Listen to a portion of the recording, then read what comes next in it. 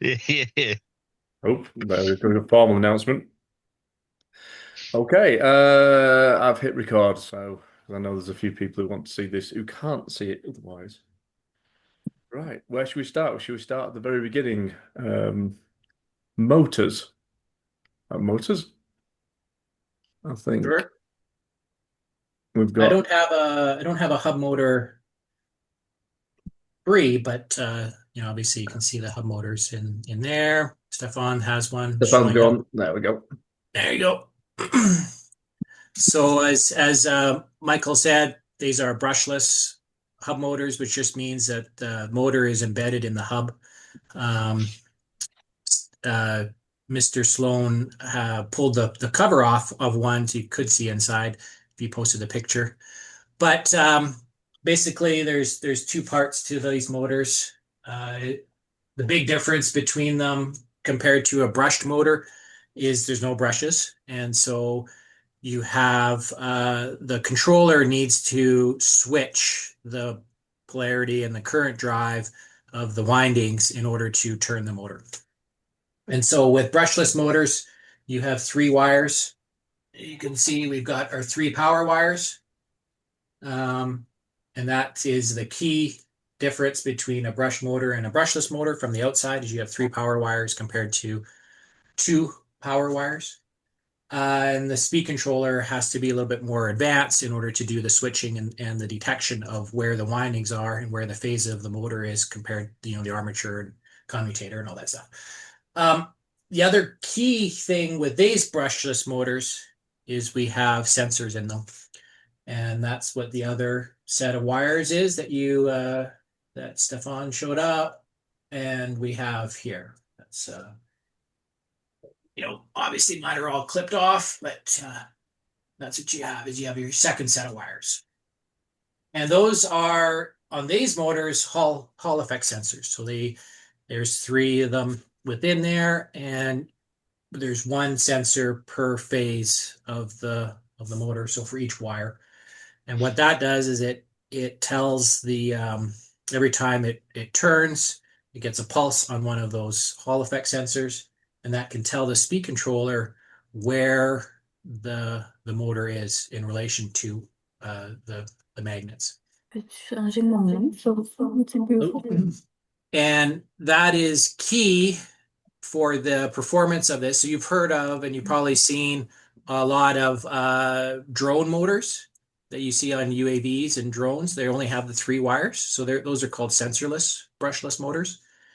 And they work great. And the motor can actually, the speed controller can actually detect where it is by measuring the back EMF of the windings.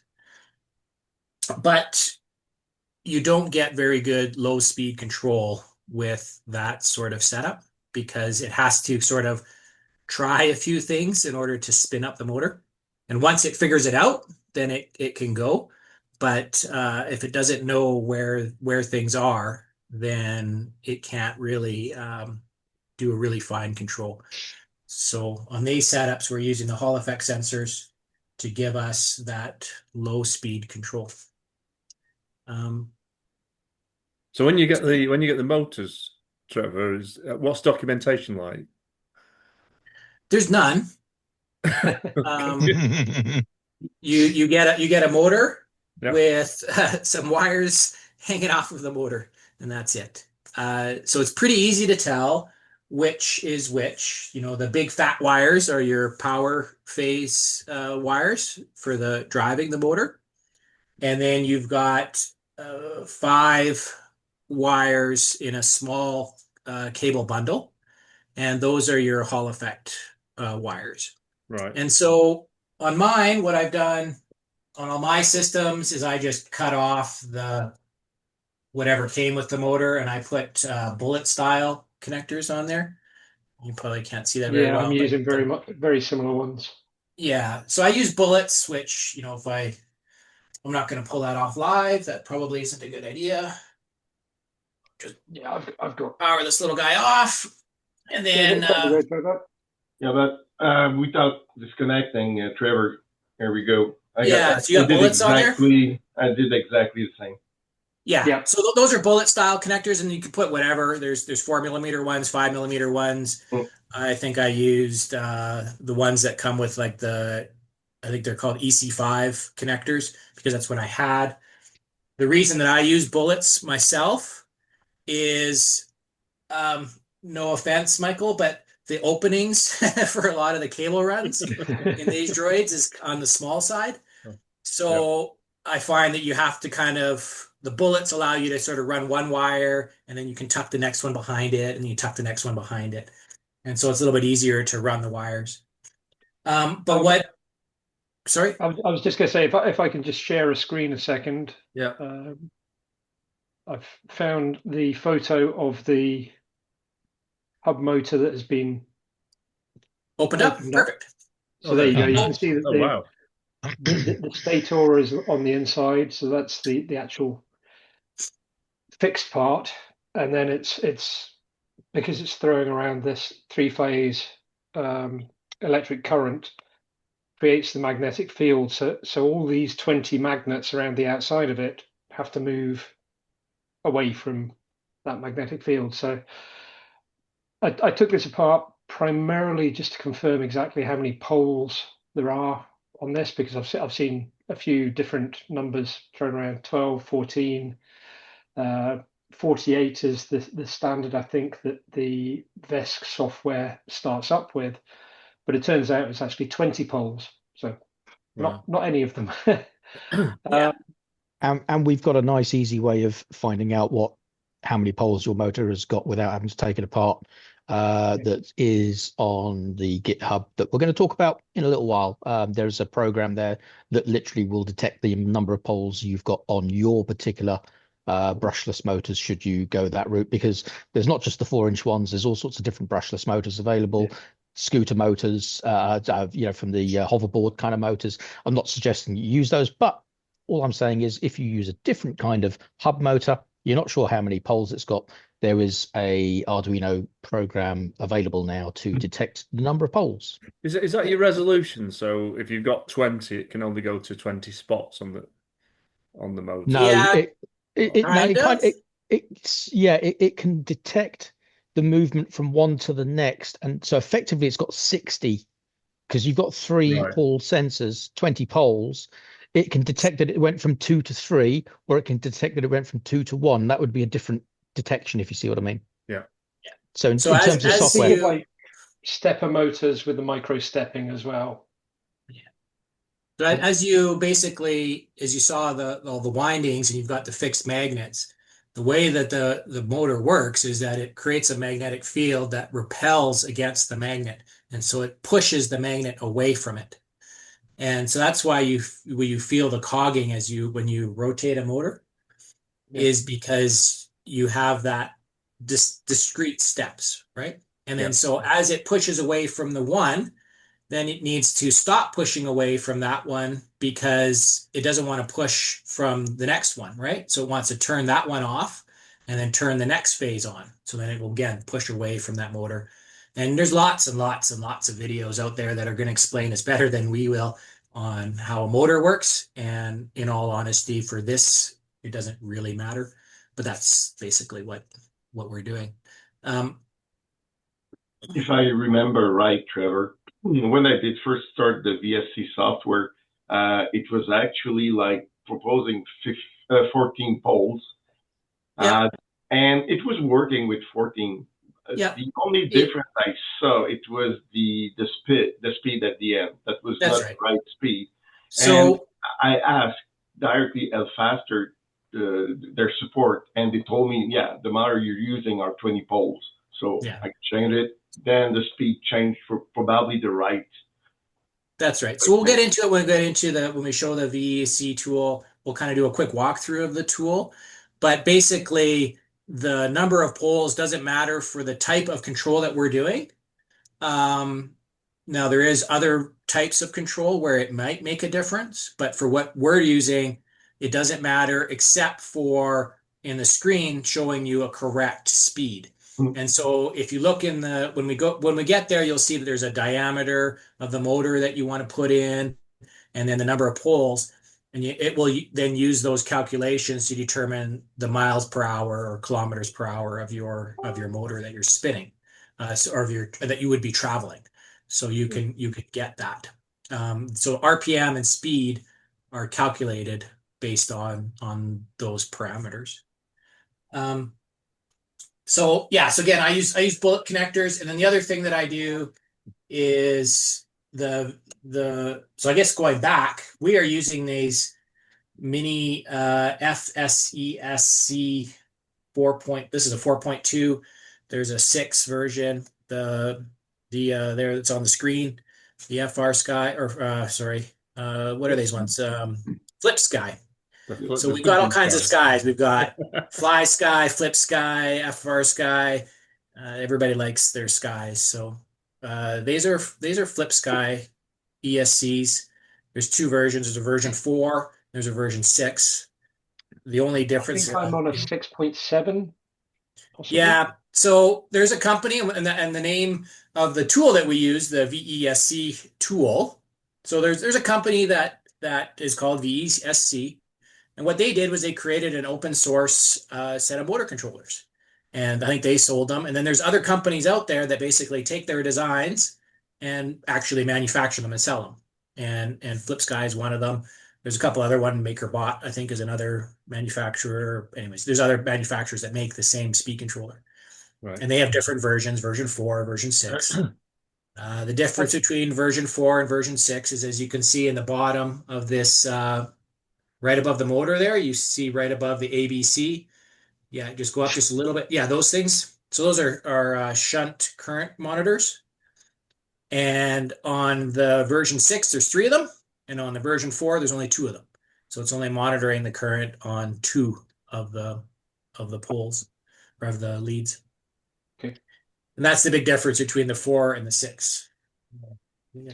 Right. So I mean, as Trevor said, on the wiring, you've got the 3 phases of the motor, and the only way you can tell that is because the wires are slightly heavier on the motor. They're not labeled or anything.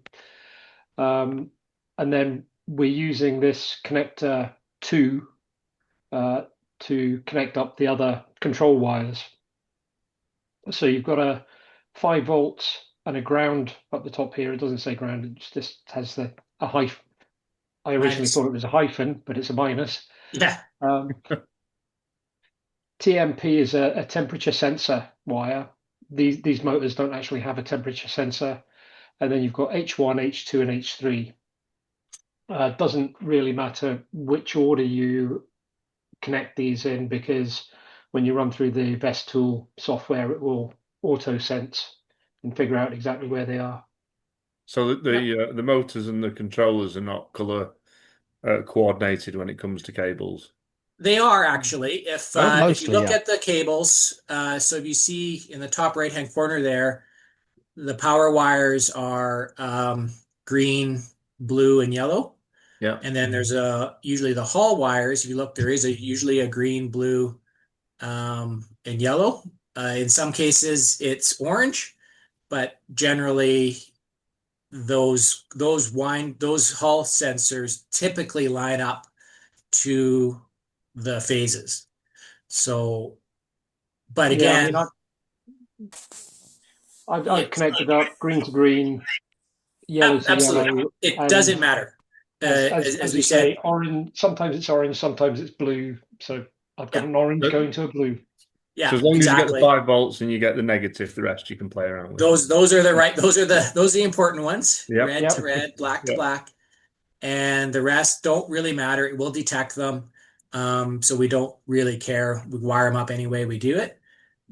So what I do on mine is I just cut the wires, and the speed controllers come with the Hall effect connector that fits with this speed controller, and I just solder it right on. I just slice it in. So that's how I do mine. You could put another connector in there, but I figure there's already one connector, so you're good. We will make a note that these are just the speed controllers that I found to work easily. There are other speed controllers out there, like ODrive. UU Motor makes a speed controller as well. So there are other speed controllers out there. This is just one one option that you have that I've gotten good success with, and we've had good performance with them. The Robotech 2360s are pretty commonly found on eBay right now for a decent price. Yeah, so that's what people were using. They used to be very, very expensive, and you can find kind of discount used, refurbished, sell-off versions of the Robotech. And they were used a lot by the builders for the Q85s. You probably have heard of Q85 systems for a long time. So hub motors on droids isn't new. These hub motors are fairly new in droids because the Q85s were a fairly expensive solution that you had to modify the motor because they were geared, and you had to modify to remove the clutch out of them and then put a wheel on them and stuff. So it was a much bigger process. As well, the Robotech speed controllers were significantly more money. So you could use these speed controllers with the Q85s, or you could use the Robotechs with these ones as well. There's many options. Tim, I think you've used the UU motor ones, haven't you? Yeah, UU motors, they had their own speed controller. It's a dual controller, so one set of software will run both motors, and you can do tank mix in the speed controller. You can do all kinds of adjustments. Some of them are not exactly obvious as to what they do, but those motors are also servo motors in that they have not only a Hall effect sensor, but they have an encoder, so they can know their exact position and like go back to it. So Okay. it's a slightly different. I mean, it looks the same on the outside, but I'm curious about side by side performance. I bet you it's identical, and the lower price of whatever motors you guys are using is probably the way to go. Yeah. So I'm using 5-inch motors in this droid in most of our droids. The Badley MK4s are using the 4-inch motors, and I use the 4-inch motors in our cheap droid, Chopper droid. So we have a set of files that we did for Chopper, and because 4-inch only fits in the Chopper drives because of the very deep ankle well, so you can't fit a 5-inch. I found that out after buying the 5-inch, so we had to build another droid that could fit 5 inches in it. But yeah, the 4-inch, so the 4-inch worked wonderful. The 5-inch worked wonderful. The disadvantage of the 5-inch, they're a little bit more pointy in the tire. The 4-inch are a little bit flatter. But otherwise, I chose 5-inch just to hopefully give a little bit more bumps clearance, so it could handle a little bit larger bump. But honestly, our 4-inch motors that we have in our cheap droid are amazing, and that drive is so smooth. So I guess some of you might be asking, like, why did we go with hub motors? And I think the answer is pretty much that they're silent. There's no gears. There's no other things. You basically literally bolt them on and go. So maintenance wise, performance, they have way more power and speed than you could ever use on a droid. Hauls our butt around on one of these sitting on it, so it's got plenty of power. That's main reason why I went with hubs. The disadvantage. Oh, good. Sorry, Tim, go ahead. I was saying that how is the performance at low speed? Just creeping to a start or stop. There you can see the motor turning, or maybe you can't see the motor turning. Yeah, I can see it. So I can go as slow as I can possibly control it. Yeah, I mean that's a big baby droid, so you definitely want that to be starting slow. Yeah.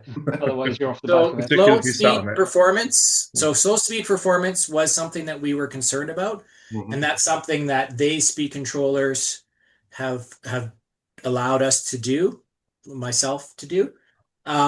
There is one disadvantage of these speed controllers that we'll get into later with the control mechanisms, but it is certainly possible to go really slow, to turn them down. And these speed controllers do have a lot of options in terms of tuning it. And so you can either tune it in the speed controller, or you can tune it with your remote system, depending what system that you want to use. And if I may, also just to point out another couple of really big advantages of going hubless motors and drives. The first one for me is availability of parts. As a lot of you will know, especially those people outside of the USA, trying to get hold of Sabertooth 2x32s, which is the common DC scooter motor route of going things. They are very exceptionally good motor drivers, obviously dual channel, but they are reasonably expensive, especially if you have to have them shipped to the UK or Europe or Australia or wherever you are. New Zealand. Yeah, well, yeah, I covered that with Australia. Give us a chance. Well, I'm not Australian, man. Yeah, I knew that was going to trigger you. Sorry. Just call Steve French. That's same thing. Thanks, Doug. And then the other advantage, obviously, with the as Trevor's pointed out, with the brushless hub motors, it's a complete self-contained unit. You can 3D design your own housing to go around it for your own custom projects. You don't have to build a gearbox. You don't have to worry about chains. You don't have to worry about cogs and sprockets and all that sort of stuff, and maintenance. So I just wanted to make that really obvious and clear to everyone. Effectively, the cost should be better. Sorry, Trevor. The cost, so cost wise, I priced them compared to this old scooter motors with speed controllers that I typically use. I never used the Sabertooths because I was always using RC, so I used less expensive RC type stuff. It definitely is a little bit more expensive than a cheap scooter system, like brushed system. It's pretty similar cost or less expensive than the Neo motors, for example. But by the time that you put in the sonic hubs and the gears that you have to make and the bearings and all that stuff, the cost and then the robustness and maintenance capabilities just far exceed that system. Well, I mean, the last set of wheels I bought from Amazon, and I bought 4 of them. They were £40, £43 or something each. And I bought the controllers direct from Flipsky. And again, I bought 4 of those. They came in at £177. So that's £44 each. So you're talking £160 for a droid. Yeah. Which so I've seen to me is very comparable to the Sabertooth, the 2 motors, and as you say, all the ancillary parts you need to buy for it as well. The only thing you need to worry about with these ones is hair washers, and I'm sure everybody's familiar with hair washers and love them as much as we all do.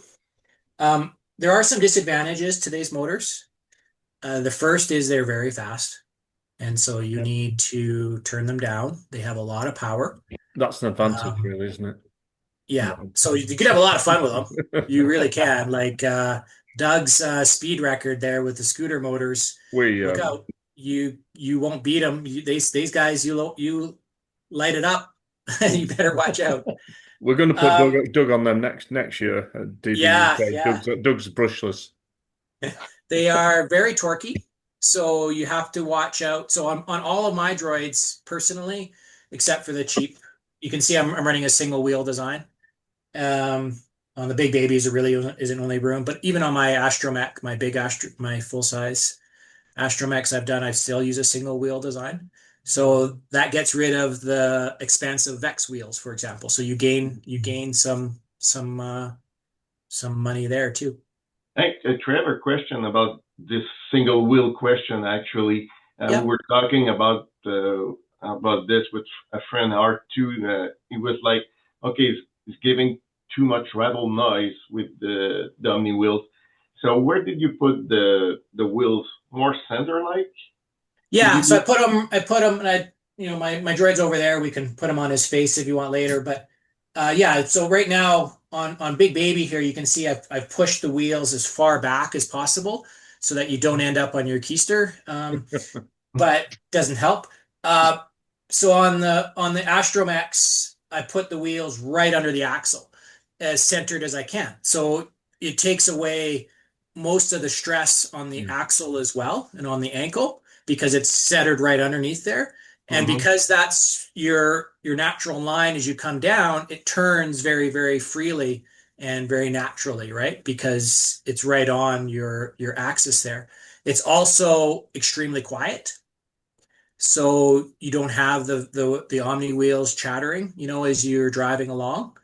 You only have the front Omni wheels chattering, and so there are ways to reduce that noise as well, using like GoBuilda Omni wheels are a little bit quieter, not as robust as the VESC, but they're quieter. Or you could go with a caster wheel. So that's what I did. So I put it in the middle. The disadvantage of it, there's two big disadvantages with the centered wheeled approach. One is you cannot go two-wheel or two-legged, right? If you go into two-legged mode, you don't have a secure base, so it will just topple one way or the other. The second is you have to lock the ankles completely, right? So you'd have no ability there for it to sort of self-center or whatever. The ankles have to be locked, which I did before anyway, because I prefer having that whole system as rigid as possible, so then you don't have extra wear and flex on your ankles and such. The other big disadvantage of a single wheel design is these motors are too torquey in a way, so you have to turn them down a little bit. Otherwise, you'll do wheelies. And it's one thing to do a wheelie on a big baby. It's another thing to watch your full-size Astromech do a wheelie. That kind of gets the heart pumping a little bit, when you bring the front wheel up. But it's kind of fun too. So, but beware. Trevor, could a caster work instead of using the wheels, not the Omni wheels, but the VEX? Oh, in the shells? Yeah. Yeah, for sure. The whole point of Omni wheels versus casters is if you use a caster, there are times when you will limit your turning ability, right? So if the caster is pointed in the wrong way, then you have to overcome that. You have to spin the caster before you can turn. So if you're trying to go over a bump or over a threshold or something like that, if the caster's in the wrong way, it's pointed the wrong way, then it's going to potentially catch on that, and then you can't turn the caster, right? So in terms of smoothness, the Omnis win. In terms of quiet, the casters can be superior there, but they do have that limit. That's why most Astromechs or everybody says, hey, use Omni wheels. I think when you go from directly forward to driving directly backwards as well, where the caster has to turn itself, it can give you weird wiggles and things like that. So you plus it has to do with the wheel diameters too. Anticipate it. Yeah. So I know of a very famous Astromech builder who uses casters in the front wheel and uses a single wheel design in the back wheel. And if you look at the Disney droids, they have a caster in the front. Going over things like somebody asked, how does they go over elevator thresholds and such? That's what I was meaning. They do if you're pointed the right way. So if you take a running start at it and the caster is going the right direction, then it will transition over it fine. But if you try to turn over the threshold, then the caster could be the wrong direction, in which case it will catch or fall into the gap even, right?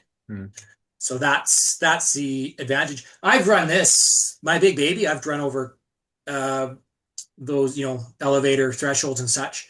The only problem that I have with the baby is the dome isn't very well affixed. And so when you go over the bumps like that, it tends to eject the dome. And then you kind of, are in an elevator with parts everywhere. So it's less fun. Bad motivator moment. Yeah. And then so I actually had my big baby and I was trying to control two droids at once. And I just I use this for my big baby, just direct RC. That's all I use to control it. So talk about simple control mechanism, just one remote. And of course, there's no shut off button on here. And so I had it I just let it go while I was trying to do something. And then of course, you hit it with your body or whatever, and then the droid goes zooming off and makes for an interesting folly of events. And you've got one droid going this way, you're trying to handle another droid, your dome is ejecting itself. Yeah. So all good times. Somebody else Anyway, just had a crash with theirs with the same controller, Yeah. like a Halloween thing too. And Yeah. I just got those controllers as well, and have been playing with them this week, and they're super cool. One thing I was wondering about, because I haven't gotten that far into like the customization side of it, but they have like those 4 inputs that have like 3 position toggles. I'm wondering if we could use those to have like drive modes and have it be a way to shut off drives. You as like absolutely an off could. button on there. And just for awareness, so this is the Hot RC 600. We started using these in the micro droids. They work wonderful. They do all your tank mixing for you, so you can actually do a full astromech with just this guy. The problem with these is, and with any standard mix, there's two components. One is obviously you don't have the ability to do any tuning of your endpoints or adding expo or any of that sort of stuff. And with the mixing, because you can't tune the mixing, the big problem with this that makes it driving more tricky is if you go forward all the way, it kind of throws 50% throttle to both motors, which is great. That's exactly what you want. And if you go to the right, it does 50% to one and minus 50 to the other one. But if you're kind of going forward and then you move to the right, you can kind of hear it there.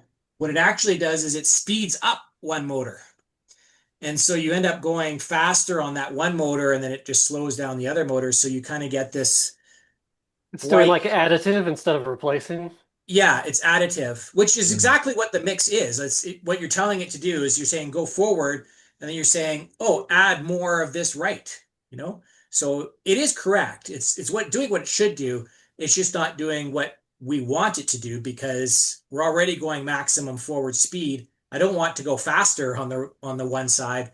I want it to just take away the other motor, right? Yeah, they get a bit twitchy with those controllers. Exactly. So using another controller like Shane, he's here, he did it in there. There is ways you can kind of help it out in the VESC software.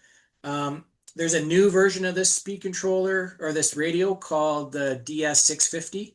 It's this one here. Shane just got one. You've seen some other guys on the group. I actually haven't even opened the box before, but and apparently it looks the same, but it does have more tuning ability, and you can do various mixing. I think you can do expos and endpoint adjustments and such like that.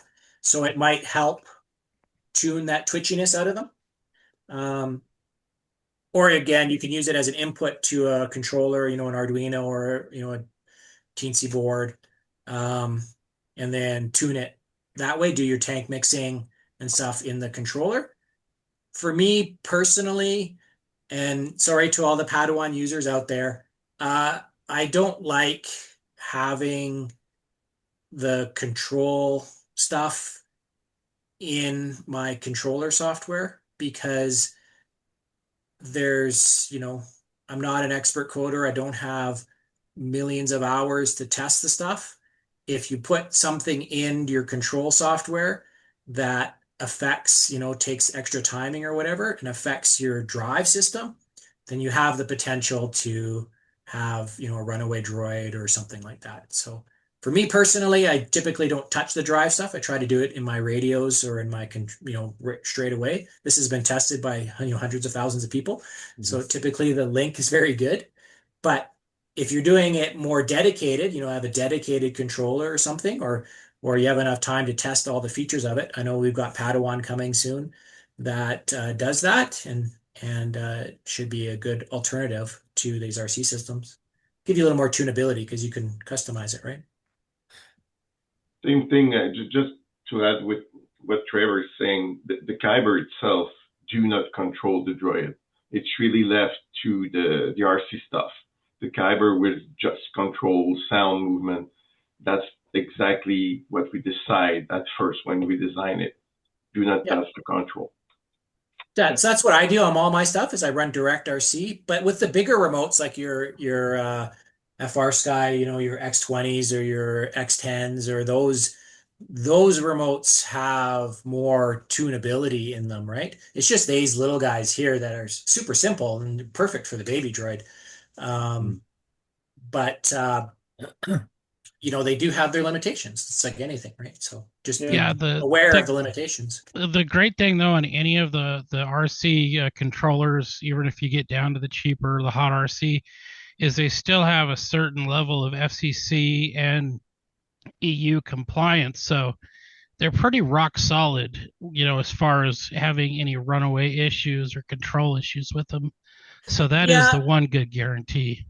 Well, but that FCC won't test for that. They test for the RF link. So and I agree with you 100%. The RF link on these is, in my opinion, superior to your gaming controllers or like Shadow, which use Bluetooth and stuff like that. So I agree 100%. Your RC RF link is great. Bluetooth is scary at a large convention. Yep. For droid control. Never had an issue personally. No, I've seen maybe not as big a convention as go to a bigger convention. We went to Droid Celebration, and all the Shadow people couldn't move their droids after the photo shoot. Yeah, I know my friend. Like I know Shane. He uses Shadow, and it works great. But it was kind of funny because he was using them, and then he would like put the controller behind his back, and then you go, "Oh, I can't do that." You have to bring it controller back in front because his body would limit it a little bit. Now, thankfully, like these controllers, they put in stuff in there to prevent runaways and such. Go ahead, Shane. No. I just said I'm thick. Yeah.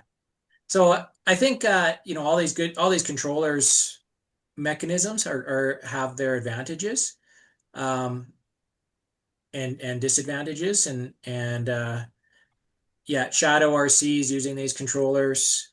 I'm not going to comment anymore on that one. But anyways, so I don't know if there's any question, maybe if anybody has any questions on sort of this, and then we can jump into kind of a walkthrough of the VESC tool, if that's interesting to people. Quick question. Any limits on the wire lengths from motor to ESC? Yes. But I don't know what it is. I've never extended the wires. So whatever the motor came with, I figured it should work with that, and I just use that. So I haven't extended the wires to make it. So you've got you can put the controllers in the body, and so you can run the 3 cables right the way down the legs. Which is what Trevor's doing. That's what I do on everything. Or you can put the controllers in the battery box next to the motors, so you. Yep. Which is what I'm doing. There's sort of a trade-off here. Is like, okay, if I put the motors in the battery boxes, then I've got a really long control signal. And is it better to have a really long control signal from your body, right, from your receiver, the RC signal down to the foot shells, or is it better to run the power and the Hall effect sensors back up? I don't know the answer to that. It's a meter or thereabouts. It's a meter. It's not that bad. It's not yards and yards of cable. It's relatively Which in short. cable lengths means nothing, doesn't it? I guess it doesn't matter whether whichever way you do it, you're only running it maximum a meter. Yeah, I'm trying to have this discussion, and there's pros and cons and arguments for and against each of them. We've just both independently decided to go the opposite ways. Yeah, and that's fine. And I think either one will work well. Yeah. The thing I think that will also surprise a lot of people is just how thin the actual gauge is on the drive wires for these things. I don't know if you can sort of see it on there. Very much so. They are tiny. They're like 18 gauge. Yeah, come it's on, focus, 18, 20 gauge on the power wire, on the control wires for the motors. So if you can see that yellow wire on my thumb, that's, oh, come on. Sorry. It's because we believe you. Yeah, they are incredibly thin. And it makes it interesting. Drive. Yeah, when you use big bullet connectors like I did, it's like, oh man, there's a tiny wire and a big bullet. Yep, it is. So, it's a tiny wire. There's no shielding on the cable or anything, so that yeah. I mean, it's Chinese manufacturers, so they're trying to make this as cheap as possible. So that's why there's no shielding on the cables or anything like that, I guess. If you were going for a high end, I don't know. I've never seen a Q85 in real life. I don't know if those have shielding on the cables or not. No, they're real basic and thin and cheap. I run an amp meter on my droid, and I have yet to see anything even close to going over 5 or 6 amps, even on initial run up. They don't pull a lot of power at all. So yeah, those wires are big enough just for the amp that we're pulling. It's not really that much. They won't even get hot. So I don't think having a bigger wire will help on anyway. And the shielding, since it's probably not really emitting EMF, no, I don't see why a shielding would help. So I think Francois made a few tests with the amp that we were drawing on RG19, and I think at most was like 6 amp for the 4 motors. Yeah, they don't. The only time that you're going to draw power, lots of power, is if you stall the motor. When it's trying to. So if you run into a wall and you're trying to push the wall, then your motors will draw more. Or during startup, like you do have peaks of current during startup, but that's limited in overall, your overall power usage, right? So the wires don't get hot. The speed controllers get warm, but the wires don't get hot. When we come on to the VESC demo in a few minutes as well, what you can actually do is you can run the motors up using the VESC software itself. Obviously, you want your droid upside down whilst you're doing that. But if you sort of put a load against the tire whilst it's turning, you can actually see the amps going up. So it will give you a real-time readout of the amps that it's drawing at the time. So if it's just freewheeling in open air, it might be drawing half an amp, maybe an amp. If you sort of put your foot on it and try and stop it, you'll actually see that amperage going up. So there's one other disadvantage that I just thought about with these motors, is it forces you to run a 24 volt system. So for those who are used to the scooters and the Sabertooths running 12 volts, then you have to go up to 24 volts. I've been using mine quite happily on 4S, just to say. So that's 15.8. Yeah. So they're rated for 24s. I tried to run them at 12 originally when I first got them with a different speed controller, and they really didn't like it. I've been running with 18 volt Ryobis. Yeah, the Ryobi, they're okay. Running fine. Yeah. So I think the 18 volts, Shane runs those. I run the Cobalt 24 volt. So I think the thing here is not 12, but I think that's a fairer way of saying it. It's not 12. Yeah. So you got to be in the 18. So the 18 volt tool batteries, which are same as the 20 volt tool batteries, which I think are they 4S or 5? They're 5S. And then the Cobalts are equivalent to like a 6S LiPo battery. Along those lines. Yeah, I'm not smart enough to figure out exactly how you would rate the efficiency, but I could guarantee there would be some kind of efficiency upgrade as you go up to a higher voltage, just the way those motors are going to work. Yep. As you increase your voltage, you decrease your current. So those small wires, for example, could, if you're running it at 12 or lower, they might get toasty. Yep.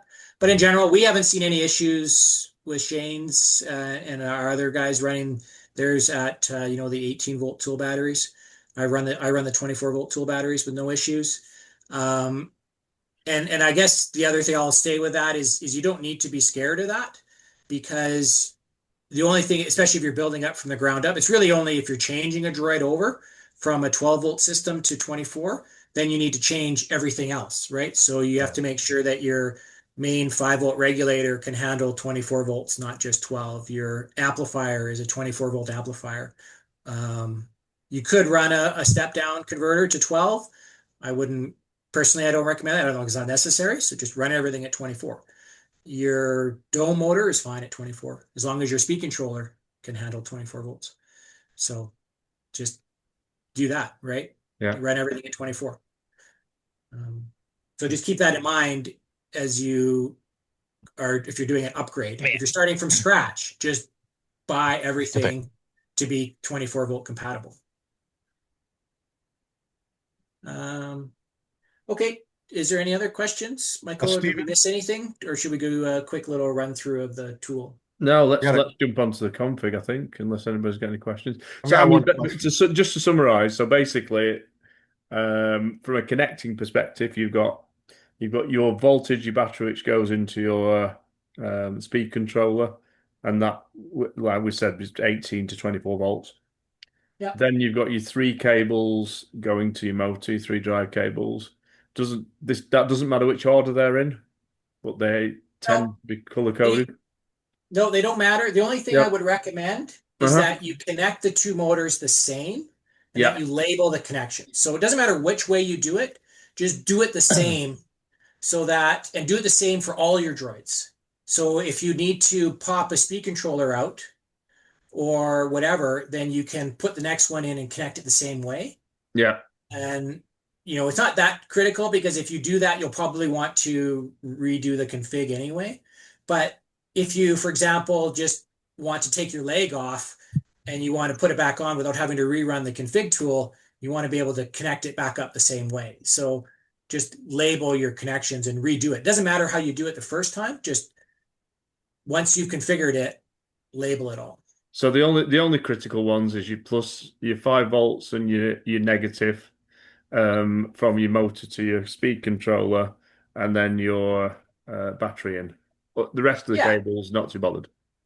Yeah, so the diagram there is for Padawan, and you can see here I've got my remote or my receiver here. Yeah, and it's just the two control signals over to the radio. Now I have done something incorrect here, and I get away with it, but I should fix it. Sort of one of the rules with RC systems and your power systems in general is you only want one power supply powering something. And if you can see here, I've got the red wires connected on both of my ESCs coming across, and that's kind of a no-no.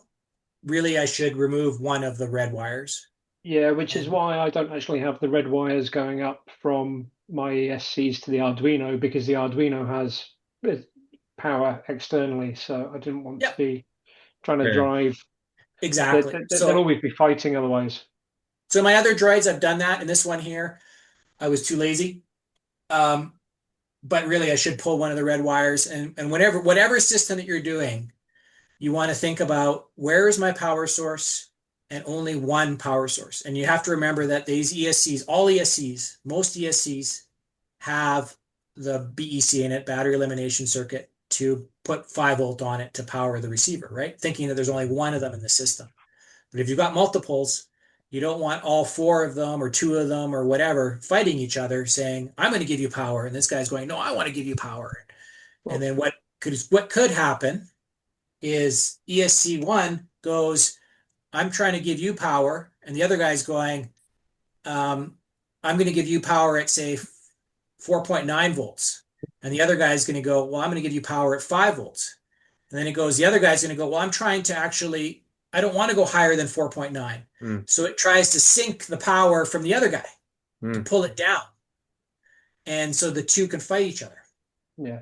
And that's where you can get problems, and you can blow up ESCs doing that. Yeah. These guys here seem to be pretty, so far have been pretty well behaved, but I really should pull one of the wires out.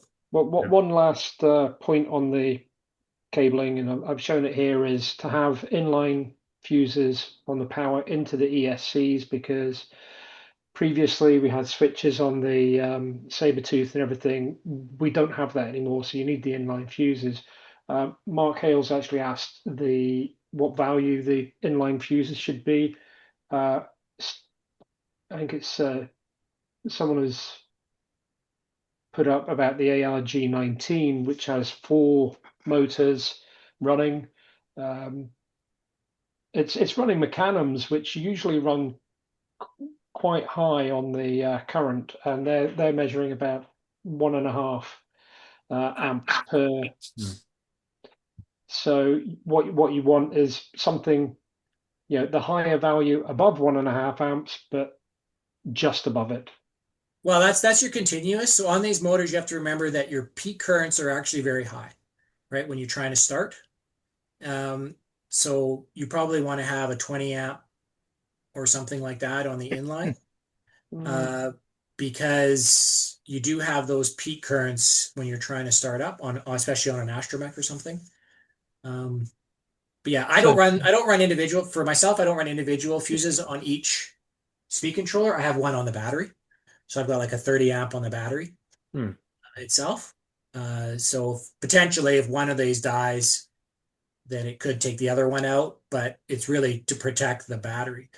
Remember, your fuses are there to protect the cabling and the battery, right? Not to protect your device. If your device pops a fuse, there's already something wrong with the device.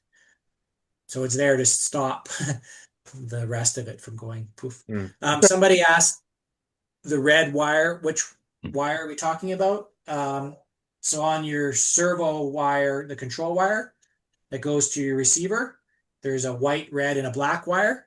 So we'd want to pull one of the red wires out of one of the servo control wires. That makes sense. Yeah. Hey, Trevor. Yes. Just one quick thing that I think might be good to comment on is those ESCs come in a dual controller and it only has one RC input. I just want to see if you want to mention that. Yeah, so we use the individual controllers here. There is a dual controller version, but as you said, it only has one PWM input servo lead on it. So the intent of those is that it's meant to run 2 motors the same. And we have 2 motors that are not the same. We're running in a twist or a tank drive, right? So we need independent control of each motor. So be wary of the dual controllers. And yeah, I think 10 amps per speed controller is probably fine. Yeah, I'm pretty sure that's what I thought I could have just pulled it out quickly, but yeah, if you pop it, then I would replace it, and then it's just a nuisance if you keep popping it because you're driving your motor. Yeah, right? It's that getting that balance between the nuisance effect and getting the best protection. Yeah. So it's more about what can your battery and your wires drive, right? So if your battery can support 30 amps continuously, then great, right? Yeah. Cool. Thanks, Jane. That was a great point. Just to mention quickly the actual specs on the ESCs themselves. Maximum continuous current is 70 amps with an instantaneous current, so like just a blip of up to 200 amps. So they are massively overrated for what we're using. So your wires past that point correspondingly, you're not going to have an issue with that. Well, that raises it. If you're actually looking at specs and you're looking at cabling and you're looking at wires, if you go off those specs, you're looking at something as thick as your arm, aren't you? I mean, it's so in reality, we're being realistic about it. 70 amps continuous would be a lot. 8 gauge. Yeah. 8, 10. Continuous. It depends on the length too. So it could be 6, could be 8, something like that. Which is a lot more than the actual ones that go into the motor. Which is like for these for sure. Of human hair. But these guys, like the speed controllers are and they say 70, like it could handle that, but these things are meant for scooters, like real scooters holding with big people with big power, or e-bikes, or surfboards, things like that, where you've got some boats, you've got some big power type things, and most of it's just overhead, right? Like your continuous drive isn't going to be necessarily that high, but you could. Some big drones, you put an octocopter with some big motors and rotating 14 inch blades. I bet you they draw a fair bit of power. I actually unsoldered the big wires and put some smaller ones on, since I was going to use these only for the droid. Made it a lot easier to put the right size bullet connectors on too. Sure. Actually, Trevor. Yes. You know, when the Q85s were getting talked about back in 2016, there was a third that came up about having diodes between the controller and the motors, just in case you pushed your droid without the batteries in it, so it wouldn't feed back into the controller and do bad things to it. Is that a concern in this setup at all that you're talking about? So a couple of things. One is when you short the wires on these guys, they act as brakes.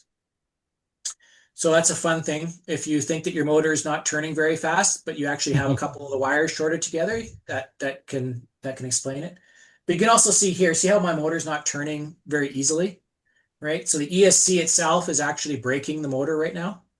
But it's not, they can act as generators, but brushless motors don't act as generators very if we well. push the droid with the batteries out and it causes regen, it's going to go to the controller unless but the motors don't do that. Brushless motors don't make very good generators unless you purposely make them into a generator. So I haven't tested this or observed it, but I was scared enough to put diodes in there just in case. I've had my droids. I don't have any diodes. I've pushed them around all I want. Okay. I've pushed them through conventions when you do the oops, my battery's dead, walk of shame, and really no issue. I think I'm still going to do it because I don't know enough about it. Maybe someone else can chime in with. Well, be careful if you're putting a diode in. You got to size it right then. Oh yeah, I have the DigiKey part number, and honestly, I don't think it's worth it. Beside that, there's nothing in the ESCs that suggest it. There's nothing anywhere that suggests that anything like that is necessary. I have done that walk of shame with my brushless drive droid, and I can attest just from visually seeing it that it did backfeed enough power to light up a little LED on a voltage regulator.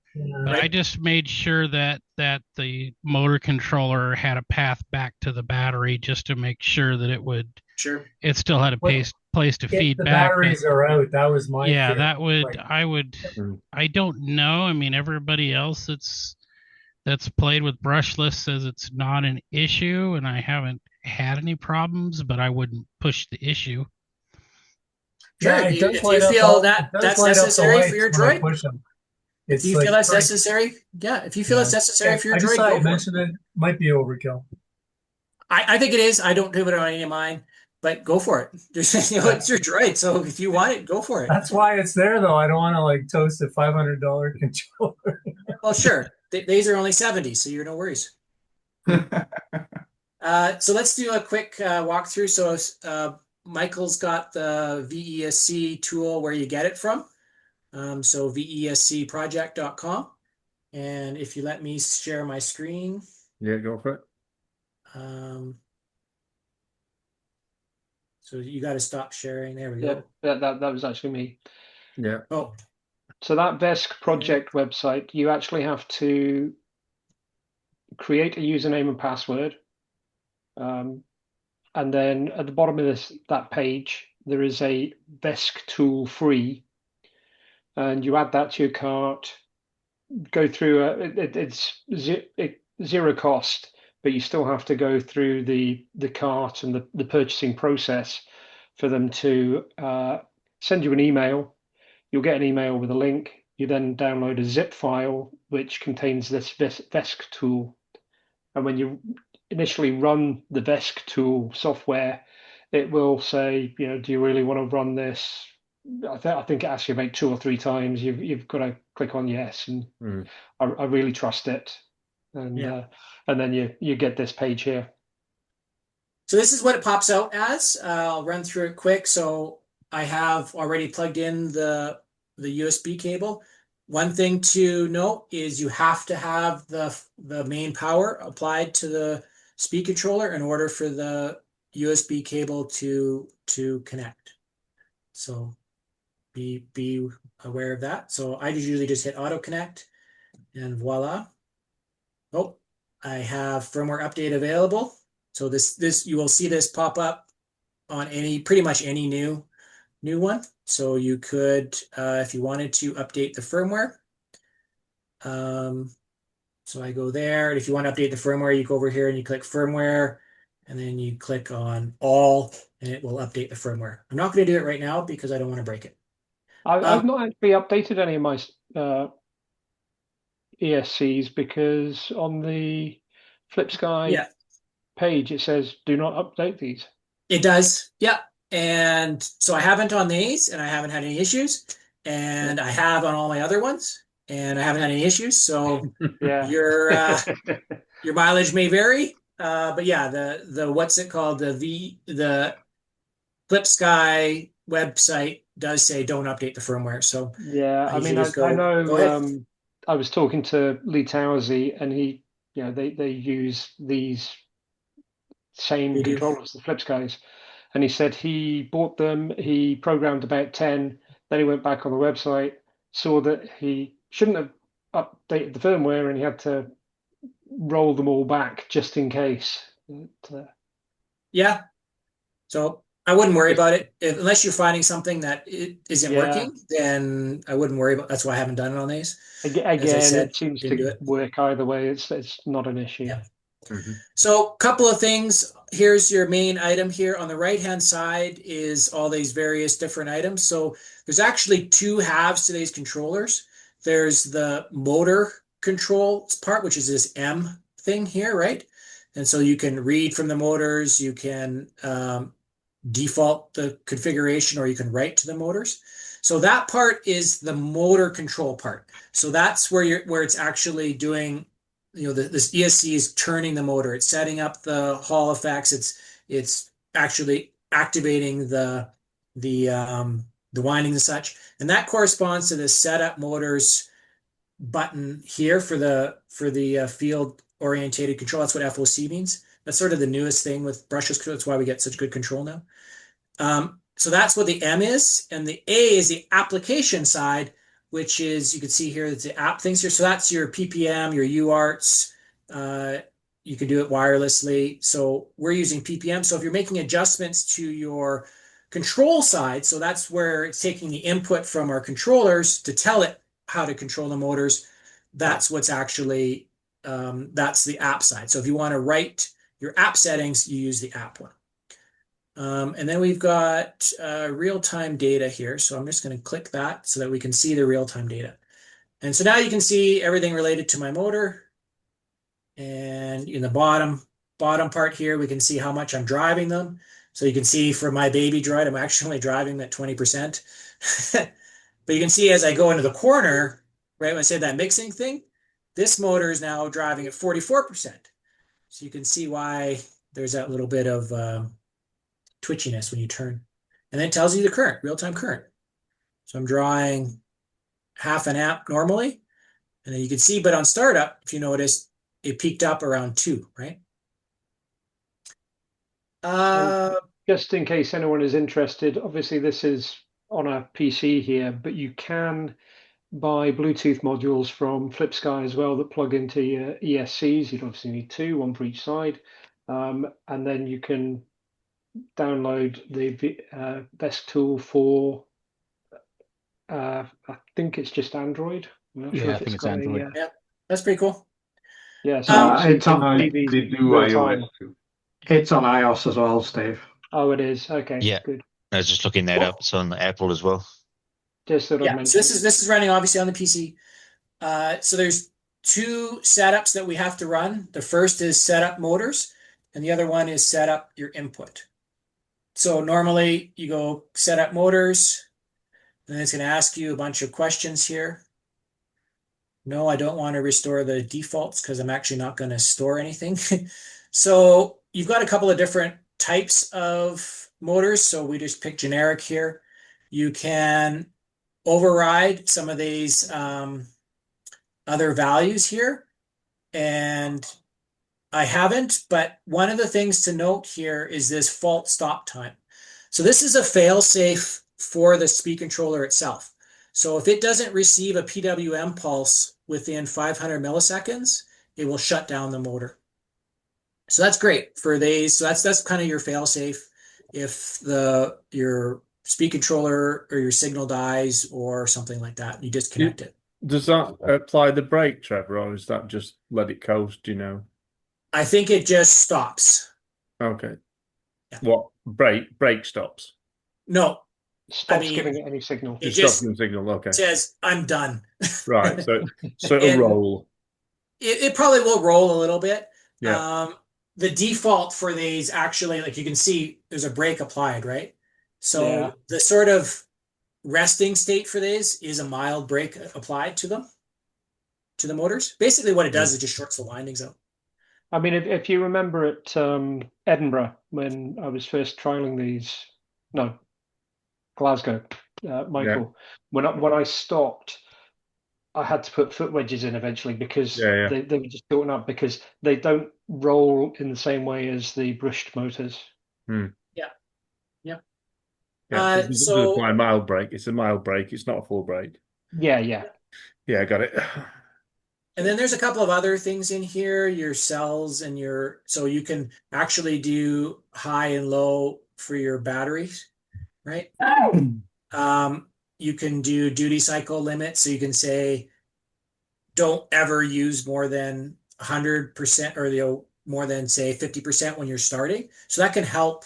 You can actually try and use this a little bit to, you can play with it to help your, your initial torque, right? So we usually hit next. For these motors, these are I use the e-bike setting. And then down here again, you have a few things that you can change. One of them is motor pulls. And as Steven told us, it's a 20-pole motor instead. And I don't really know what those are, so I wouldn't touch them. Trevor, actually, I start using the medium outrunner in mine. Okay. I didn't see any difference. I don't see if they work better or not, but I was like, probably they're more like medium than big e-bike one. Yeah, could be. I think really the setting of the motor is that initial setting is kind of gives it its starting point for the configuration for the auto detection. So it knows, say, a big motor might need more starting power, so it will allow it to kind of amp up the things to start it to rotate more so than the other ones. So the reason that's important is if you say put a small motor and you put it on a big setting, then it could actually overdrive the motor and pop the windings, right? So that's the big thing with it. And yeah, great. So if the mid one works, then that's a good starting point. Trevor, aren't those units, aren't they 200 watt? These motors, yeah, they're 240 watt, 250 watt motors. So isn't that what you put in that other setting? I think it was, what was the default, 150? I could, but less is okay too. Okay. Because I'm never going to use 250 watts. But yeah, you could. The more information that you have in there, the better off you are. So in this next screen here, we've got the battery type, number of cells. So like I said, I've got a 6-cell system. They're lithium ion 4.2. So saying 3 to 4.2 volts is the value. So if you're using LiFePO batteries, for example, lithium ferrous oxide or whatever the number is, then this would be different, right? You would want to select this one here, lithium iron. 6 cells, I'm saying I use a 4 amp hour battery. So that's that. The other thing you can do here is you can change your maximum battery current. So here you can limit it to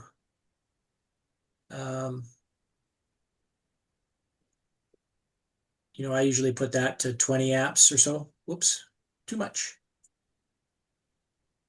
I'm actually here, but I'm actually watching the streaming version on that screen over there. So that's why I'm messing myself up. Got a bit of delay. So that's there. So here, next screen is set up of things. So we're doing direct drive. I have 127 millimeters. So here you could do your motor pulls. You actually don't need to do the other part. There's no temperature sensor. But you can't detect the number of motor poles in this software. You cannot detect it because it has no way of knowing how far the motor turned. So unless you have some external mechanism to say that was one rotation of the motor, it can't tell that. Right? Was it Steve that mentioned it before about an Arduino sketch that detects Steve? How does that work then? It looks for basically what you do is you manually rotate. So it's nothing to do with the ESCs. You're not plugged into the ESCs at all. You're plugging the hub motor directly into an Arduino or the Hall effect sensors. You make a mark on the tire. You rotate it one full rotation, and it counts the poles as it goes. Yeah. So it's just doing it manually for you. So the other way that you can count the poles, and Steve found out, is basically you short a set of the windings, and then you rotate the motor and count the cogs. The clicks. Yeah, the clicks. It's and then that short 2 of the phases together, not all 3 of them, just 2 of them. And it just emphasizes that cogging. Yeah. So you just count it. Just before you move on, can I just get you to point out where you've got the motor temperature sensor? Obviously, we don't have motor temperature. We don't have temperature sensors in our hub motors. If you use that drop down, you can actually pick no sensor or disabled down the bottom of the list. So you can actually disable that. Yeah. Right. Yeah, good point. So then you run detection, and it's going to spin up the motors, right? So I'm going to turn off the CAN bus because I don't have any CAN bus detected, so there's no point going through that. So what this is when you do, where this comes into play is if you have a dual motor controller, it actually has CAN bus between the motor controllers. And so it will talk to all the motors at once. So you hit OK, and you can see it's going to, it's that motor over there, so you can't tell. But it's, it's going to spin up the motor. It's so make sure again when you do this that your motors are in the air, and then it goes through and configures it all. You can see at the bottom there, you can see 10 amps. Yeah. While it's doing the slow speed stuff, and then it tells me everything about my motor. And then I go. So that configures your Hall effect sensors as well. Yeah. So if this says Hall of sensors, then it detected the Hall sensors and it configured them. Yeah. If it says brushless or sensorless operation, that means you've got a problem when your connection to the hub to the Hall sensors, and you won't. It's bad. And if you have that, you'll notice that it cogs quite badly at slow speeds. So then we hit OK. Trevor, just to add something, sorry. I saw someone that has the problem with the no sensor detection. The wiring was good. It was the battery the problem. So the battery was not set right, and the power was kind of fluctuating. And the system could not really detect what was happening. So it was just a matter of setting the right battery. Yeah. Okay. Yeah, I think it was that was me. It was the cells. I hadn't put the right cells in. Okay. Yeah, you put in 6S instead of 5S or something like that, wasn't it, I Mark? can't remember. I kind of just to be honest, I just kind of skipped through that fairly quickly. Click next, and Someone hit next. Yeah, and then So the cell voltage, what could have happened there is if you're under voltage, right? It basically these have low voltage cutoffs. So if you select the wrong battery, then it goes, wait a second, you told me I'm supposed to be 6 cells, so my cutoff voltage is 6 times 3, 18 volts, but I'm only seeing 16 volts.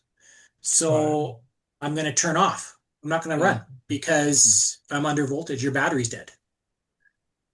Yeah, everything else was fine. It was just when we came to this. Right. And yeah, we were, well, Stephane, we were back and forth and trying to work out what was going on and checking all the cabling, but it was only because of the battery settings. So what this last screen allows you to do is basically set the default direction of your motor.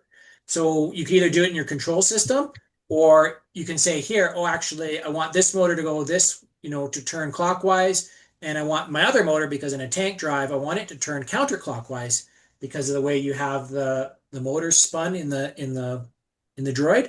So you can actually invert your motor here and change the default spin of your motor.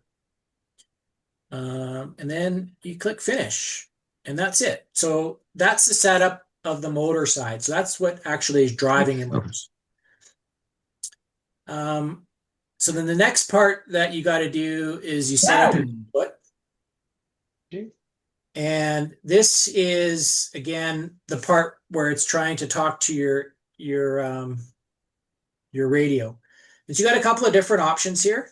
PPM input is what we are using, such as conventional RC receivers.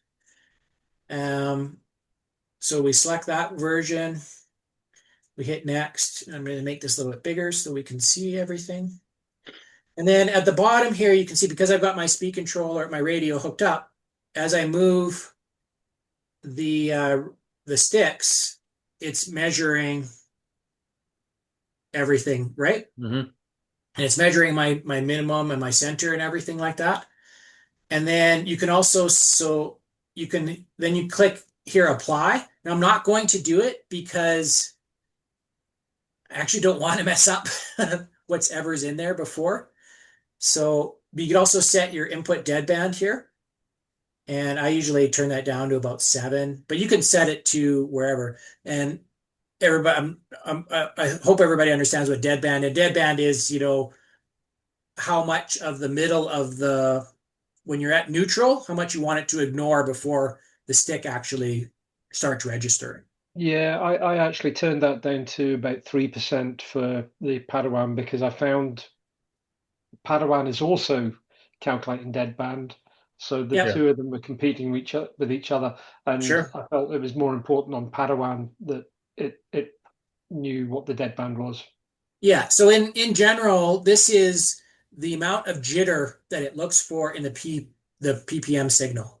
So as we all know, we see we got 1.55 milliseconds. It's 1550 microseconds is our center point on these receivers. So instead of 1500, right? And then it's looking, you can see how it's moving. See, right? It's not constant. So that deadband is how much it will allow that center to move, how much they allow that pulse width to move. So then we hit next. And here's where we get to I think. So actually, before I go back, I'm going to go back. On these speed controllers, you can't turn down the pulse width, right? So if you look here, what I've got min, when I measured it. Oh, I messed up. Oh, that's wonderful. Okay, anyways, you can see what I've measured here, right? Yeah. I've measured a maximum of 2170 thing here. But if we look up here, my setting is actually, I set it to 2300, right? And so what I've done is I've fooled the ESC to compress my maximum speed that I'm seeing on my transmitter. So I'm doing my endpoint adjustment here by fooling it. I'm saying, hey, look at maximum of 2400, but the maximum the speed controller can actually ever give you is 2100. So I'm shrinking the endpoints in. Does that make sense? Yeah. So you can kind of cheat that way and shrink your endpoints on this using the tool. That's one way to do it. There's other ways to do it too. Just to quickly preempt, sorry, Trevor, just going to jump in very quickly there. Just to preempt a question that will probably come up now is people might say, well, does that mean that you've only got one maximum speed? You've only got one speed. With Padawan, no, you've still got the option of having 3 different maximum speeds. But with remote control, that's it. With this remote, I can only have one. With any other RC, I could easily set up endpoint adjustments in different modes. So absolutely. Yep. So control type, you can see it's got a multiple different kinds. PID, current mode. The one that I have found so far to work the best and give me the most control, low speed, is duty cycle mode.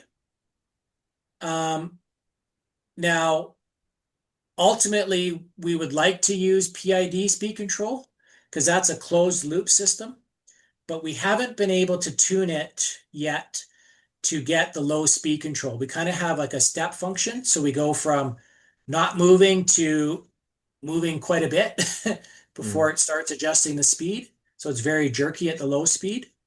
So I don't know why yet, and haven't spent the hours to figure it out. The advantage of PID speed control is that because it's closed loop, if you're on a hill or something, then the idea is that it will try and hold. So if you say don't move the motor and some other force tries to move the motor, it will try and stop it from moving the motor. So that's what PID speed controller would give us. Duty cycle is basically just like any other normal ESC where it says I'm going to give 10% of the power to the motor. That's it. There's no other smarts in there at all. So in duty cycle mode, really the only thing there is that. And then we've got this positive ramping time and this negative ramping time. And these are kind of critical to tuning down some of the torque of these motors. What positive ramping time is and negative ramping time is how long it takes for it to ramp up to speed. So instead of saying, so if I hit the forward all the way, it would be okay. If you have that at 0, it's going to apply the 100% duty cycle to the motor right away. But if you put a ramping time here of 2 seconds, for example, then it would take 2 seconds for it to get up to 100% duty cycle.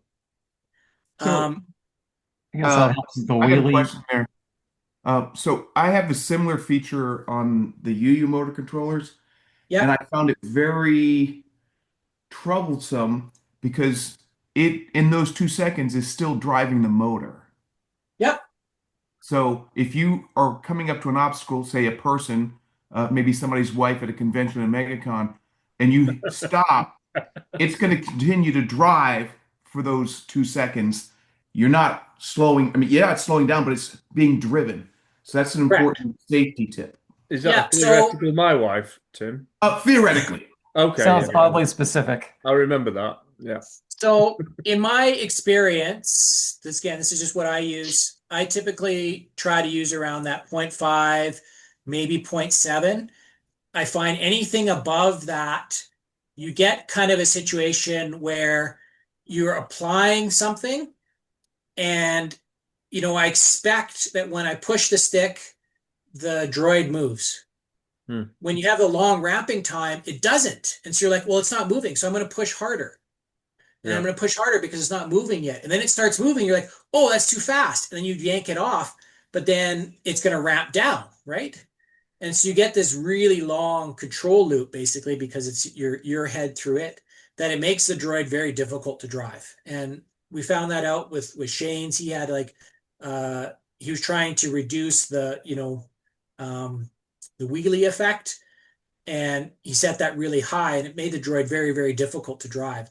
I find somewhere in that 0.5, 0.6 range to be far more usable. It gets rid of that initial torque factor, but still makes the control feedback loop, the manual feedback loop, more usable. So play around with this to find something that you like.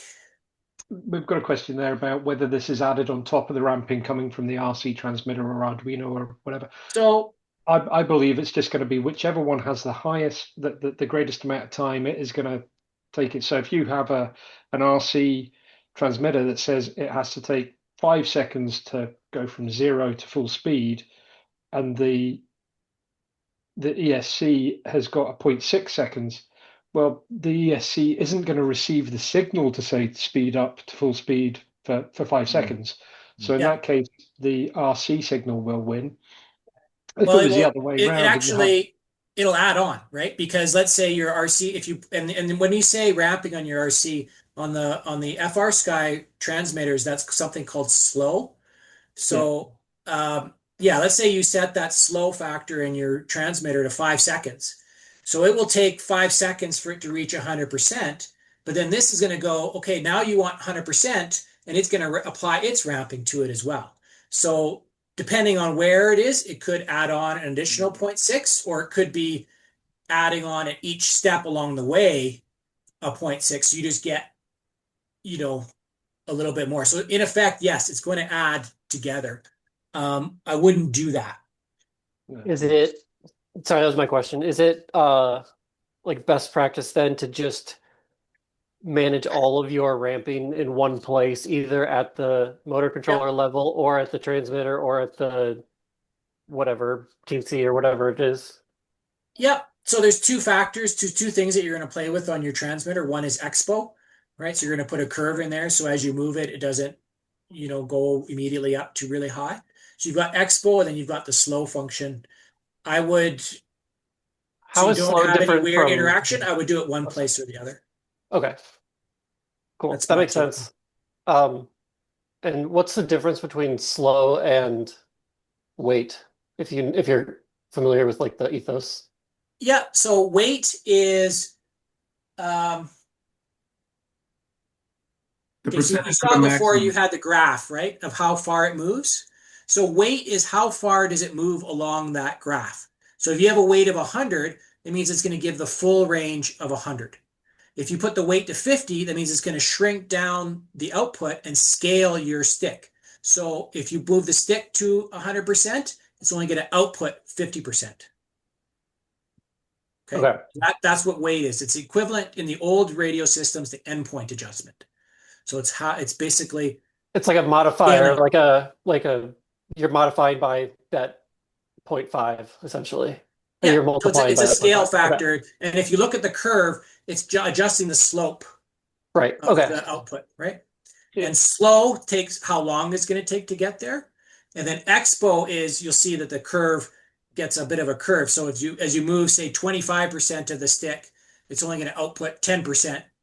And then as you go to 50% of the stick, it might be 30%. Then if you go to 100%, it'll give you 100%. So it basically deadens, softens around neutral. And we can show you that. You can actually do that within here too. Okay. So here's a button that says write configuration of VSC. I actually don't want to do that. And I've already worked this one. So anyway. Hey, before you leave that screen, since it's a duty cycle question real quick, you mentioned that at the really, really slow speeds, it gets jerky. Does it adapt and then it's only jerky for a few seconds, or does it? No, so in duty cycle mode, I can get it works really, really well at low speeds. In PID mode, it's jerky and there's a kind of a step function. Oh, it's PID that's jerky. It's slow. Okay, my mistake. Thank you. Sorry. Yeah, no. So duty cycle gives us the best low speed and high speed control. Trevor, I was I was not able to do something right with the PID mode. I'm always using the same one as you that you just talked about. And yeah, were you able to do something with the PID, or not really? I was able to get it to work. I was able to get it to work, but again, it didn't work well at low speed. So I either had off and then on and then more on. And so I didn't really have the control. But to be fair, I didn't have the poles set up right, and the poles probably make a big difference on the PID control. I didn't tune it at all. I didn't play with any of the P's and the I's and the D's and any of these ERP things and all that stuff. I didn't play with any of it. I kind of went, you know what? It works good enough at duty cycle. Let's go. I did exactly the same. When duty cycle was working, I was like, okay, great, it worked. That's it. And it works so well. It's so smooth. The only time that I'm like, I really should go back and get that PID control working is if I'm on a slope and I don't want the droid to move, right? Yeah. So, Trevor, do you have the graphs of the PID output available in this software? somewhere I think so. Yeah. Well, so I did have the graphs in the UU controller. I upload those graphs to Grok and say, tune my PID, and over a series of 6 or 8 iterations, I got a pretty good control using the PID tuning, having Grok help me analyze those graphs because you could see where the chunking was. Yep. Yeah, so there's this PID controller section here and in the motor section. And yeah, you can go to town with all this stuff. But again, I don't know. I haven't looked at it really at all. Yeah, I think, Trevor, if you go down with the data analysis, you will have those real-time data where you can get the PID output now down, way down on the menu on the left. Yeah. Again, yeah. From the data analysis. Real-time data. Yeah, you got plots there. Yeah, those graphs you can upload to AI and have it analyze them and recommend PID changes. Yeah, cool. So that's just a fun fact. Neat. So go quickly through, we're probably way over time here, but go into, there's lots and lots of settings is a sort of the thing. So again, you can manually go into change these here in your PWM. You can adjust your mapping here. So this is basically the settings from the wizard, so without going into the wizard. And here's one where you can set the throttle curve. And so this is what I was talking about, the exponential. So you can actually do it within the speed controller. So around neutral, you can soften it, and so that it's not too touchy when you move the stick. So you can do this in the speed controller if your radio does not do it. If you can do it in your radio, then do it in your radio. Yeah, way better. You can change it on the fly. Exactly, you can change it on the fly. Yeah. So the other parameter that I wanted to look at, I haven't really played it with all of these ones. They start to get pretty, you get a lot of fun numbers here. But anyways, haven't really touched those much. But in the general setting here, there's one called RPM. Nope. Voltage. Nope. Advanced. Yeah. So there's this duty cycle function here. You can play with that a bit to reduce the max speed that the speed controller will output. So instead of turning it down on the radio side, you can turn it down on the speed controller side so that it doesn't drive as hard. The advantage of doing this is it still gives you the full kind of input resolution. If you are dropping your input speed down to say 30%, well, you've taken that full resolution of 100 and you've compressed it to 30%. And so you get less steps, right? Per se. So if you do it on the duty cycle side, you can still get your input resolution of your radio versus turning it down. But anyway. So that'll reduce the max speed or limit the max speed. Exactly. Yeah. Yeah. Yeah. Yeah. But still give you the resolution of ramp up from 0 to the max speed. So you still get that nice slow ramp up based on exactly. Yeah, got it. Yeah. Yeah, it's just it's like you're capping your maximum that you want to go. Right. This way, that could be a good safety. Yeah, if you had a runaway droid. Yeah. So instead of running away at 40 miles an hour, it runs away at 20 miles an hour. Yeah. which neither of which we can run at, but if it was about 10 miles an hour, it might be able to catch it. Yeah. Exactly. Yeah. So if you set this to a reasonable number, then yeah, it will tone down the motors so that they don't hit as hard. Yeah. Very useful. Now the other thing that I've looked at, I haven't again found a real way to do it, is to actually turn down the torque. We can turn down the speed, but I haven't found a good way to turn down the torque, which the torque is what allows the droid to wheelie, right? Should we just put wheelie bars on them? Yeah, well, so my droids wheelie because I only have one wheel on them, or one drive wheel. Like the MK4 drives that Michael did actually won't wheelie forward because you got a set of Omni wheels in the back. So as it tries to wheelie the front, it's just going to push down on the Omni wheels. And so you wouldn't actually do that. Well, the Omni wheels will lift the drive wheels off the floor eventually. Yeah. So you wouldn't be able to, yeah. But what you can do, and that's the problem I have with my chopper drives. So I can't wheelie my chopper or my cheap. But I have to lock the wheels still because when you go in reverse, the drive wheels are at the front and it kicks up the shell. So you'll actually kick up the front of you'll lift the Omni wheels up in the air and kick the shells up, which isn't what you want. You want to drive the droid back. So you have to actually lock the fronts, not the backs. You need two sets of Omni wheels and one either side of the main drive. Exactly. As John said here, my chopper drive tilts the feet in reverse. So you have to lock them. You have to put locks in there to prevent it from kicking the feet up.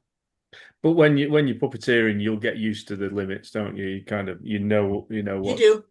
Yeah. The time. So my droid right now, I've turned it down enough that under normal situations I can't wheelie the droid. But if I do, like for example, a fast reverse and then a fast kick forward, then yeah, I can pop the front up a little bit. So again, yeah, that's just driving. Where a lot of this tuning comes in or helpful is when you hand the stick over to somebody else, and you're used to how it drives, but you want to see in my opinion, you want to see a droid builder sweat is hand your controls over to a different person. Like your spouse. Or in the big babies, hand the control over to somebody when you're sat on it. Yeah, anybody. So I think that's all I really wanted to show on the tool itself, unless anybody has any questions there. It really is quite simple. You run the two wizards and then go. You have some of the settings slightly different to me, but I've run through pretty much exactly the same. I haven't set any of the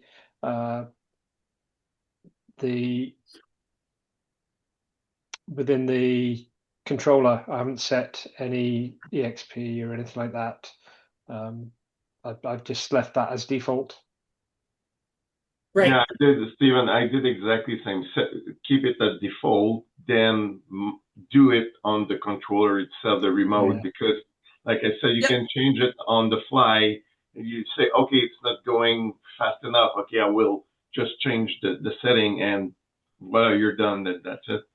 Totally. If I could do it, but because the baby droid uses this, these very simple drives. So this is an example of how you could use the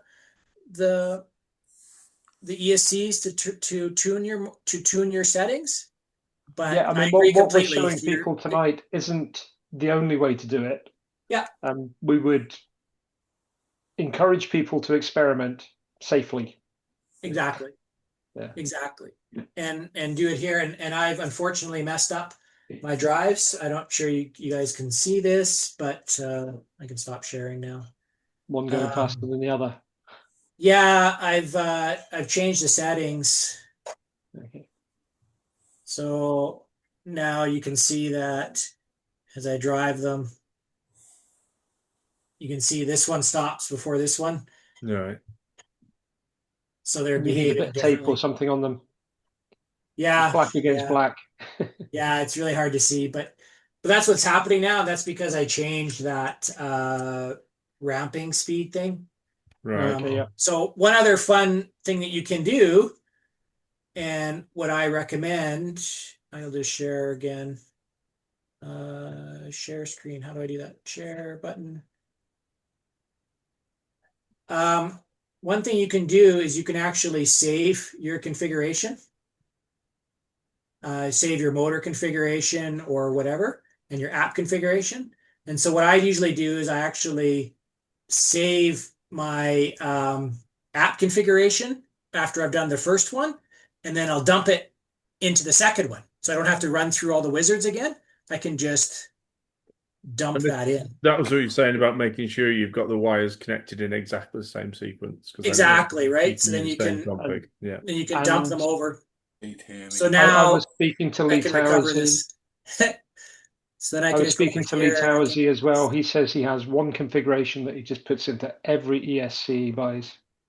So Yeah. he knows exactly how they're going to react, and he can, you know, he's working in a production environment. If one blows, he wants to be able to swap it out in minutes and not have to go and connect the computer to it and Exactly. figure out exactly how he set it up the last time, that sort of thing. Well, and it also ensures that, because what I had at the beginning is you set up one and then you connect the second one, you go, what did I do? Yeah, You know? yeah, exactly. And then you end up with two motors that aren't set the same. So if you save your or even if configuration- he's, you know, he's setting up droids that other people are going to drive, so he wants every droid to drive exactly the same. Yeah, exactly. Yep. So you can do that. And then, so I have this, so I just fixed it now because I loaded up and I just went over here and I said, program the app. And now both, well, you can't tell, but both are running the same again. Exactly the same. Got it. And just, Trevor, presumably that even if you've loaded up a motor configuration, you can still reverse the direction before you actually commit to the speed controller? Well, you could, what I would do is just go in and upload the file and then go into the setting there and click invert on whichever motor you need to invert. Yep. Yeah. That's it. Cool. The only thing we've not covered is then how that translates to Padawan, or the software thing, which I think between the two Steves. And I'm not, I mean, look, this is a great session. It's brilliant. I wouldn't worry too much about time if we wanted just to touch on some of the madness around Padawan and how it operates. Yeah, well, Steve Sloan's done the all the heavy lifting on this. I've really been on the periphery, just to say. So Steve Sloan takes absolute full credit for all of the Padawan work on this. I've just been providing a little bit of feedback and hosting services as far as the actual finished files are concerned, which I think we're delighted to say, Stephen, if it's okay with you, to say the files are live. Yes, the files are live, and without any liability whatsoever to either Steve. Not responsible for anything. There is absolutely no responsibility taken whatsoever. Your mileage is your All mileage. care, no responsibility. Indeed. Can we get a link to your GitHub so we can get that? It's coming. It's coming very shortly. Also, Steve Sloan again. Sorry, Steve. I've probably taken your not well. I'm trying desperately not to steal any thunder at all, because, like I say, this is all Steve Sloan's work. Steve has produced a fantastic video that is on YouTube now as well, of how to integrate the speed controllers into Padawan 360, including all of the setup stuff that Trevor's just gone through as well. I followed it in order to test the process. and it works. So if you go to github.com/imperial L and M, there is on the left-hand side there, you can see the one that's got the V5W soundboard. If you click on that link, you will now find the original SparkFun one, which is the one that says it's 2 months old, and then a new one that's got PWM underneath it. That is Steven's cut of the code for brushless hub motors. So Steven, take it away. Okay, yeah, so as Steve says, we've got we're using his GitHub to distribute this. The DYSV5W. So if you do have the MP3 trigger, then I'm afraid I haven't actually put it into that code as well. You will need to make changes. But the video I've done as well, it does go through, as he says, all of the programming of the ESC and goes through the changes on Arduino that the Arduino code that I've made. So this is Arduino IDE sketch. So looking at this, I've tried to keep the changes that the user has to make as simple as possible. So I've put in this section here, and these are user variables. So the left foot is driven through pin 44 on the Arduino, and the right foot is driven by pin 45. That was in the diagram that I showed earlier. Trevor was showing us earlier that you can select the default direction of the motors. If you happen to have one set incorrectly, then you can come in here and you can reverse the direction of the motor just by going from a 1 to a 0 or a 0 to a 1. That's perfect. These figures here, they're not actually user settings. They are just initial state variables, so don't change any of those. The calibration speed, to be able to calibrate, you have to be able to take the motors up to 100% speed, which is a PWM signal 127 forward, 127 back. So this is just allowing that to be set in a very particular way. The drive speeds, you have 3 drive speeds. This hasn't changed from the original Padawan. I wouldn't suggest going above about 50. That's a fast walk. So around there, any more than that, and it's going to start to get dangerous, I believe. Maximum value for that is 127. So Steven is less than half of the max value on that, and it's still quick. Yeah. Okay. Turn speed. This is a fiddle factor for how much the left and right impacts your forward direction. So if it's too snappy, then you can change this figure slightly. I think the higher the figure, the snappier it gets. But I found 40 seems to work fine. It's very similar to the original Mark III drives that I had in the system. And that's what I was looking for, was something that feels and drives very similar to the old system. Okay. Left stick drive, you can still decide whether you want your drive stick on your controller to be the left stick or the right stick. No change there.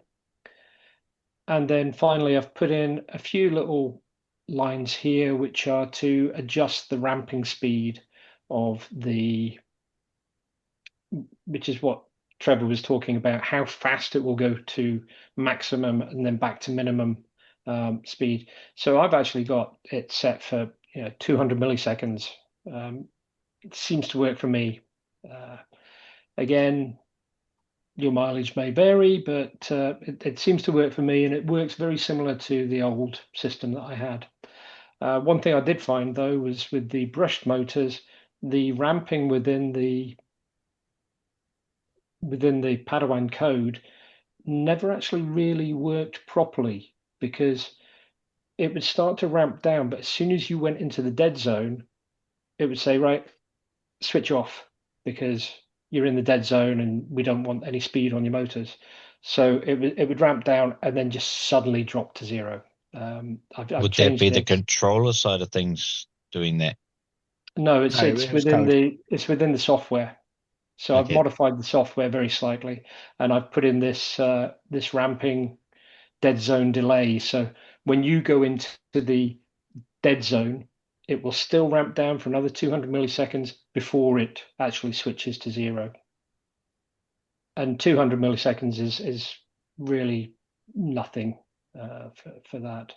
Dead zones, the rest of the settings are all pretty much the same. I won't go through all of the software changes I've made. It's not a huge amount of changes. And if you are interested, I've just put a video up on my YouTube channel. There is a link to that YouTube video as well in the README file on GitHub now. Okay, awesome. Brilliant, thank you. What I would say is I've kind of split it. The video tells you these are the user variables that you can change.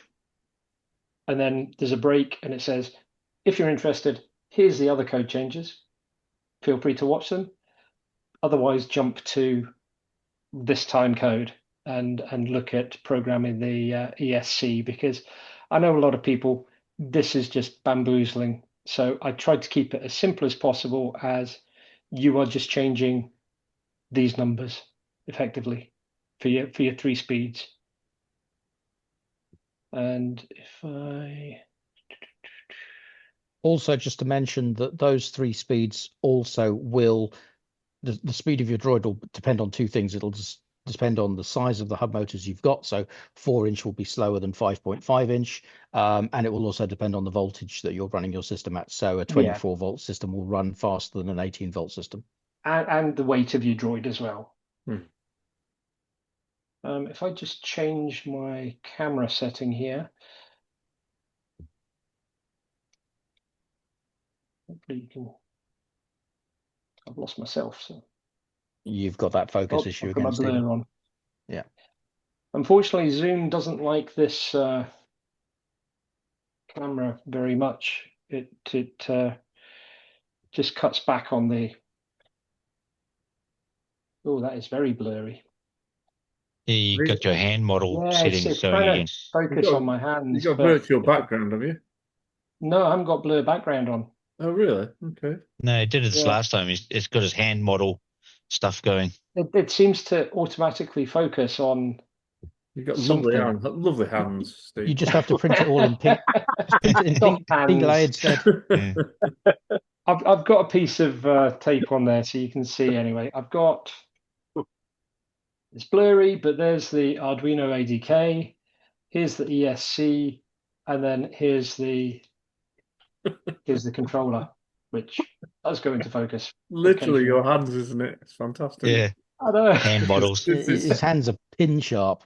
I don't know what Zoom is doing with this. It's only hands. Only hands. Perfectly clear on my hands. Perfectly clear on my screen. Okay, this is speed 1, and just look at the blue dot. Okay, so there you go. That's speed 1, relatively slow. Speed 2, a bit faster. And again, speed 3, faster again.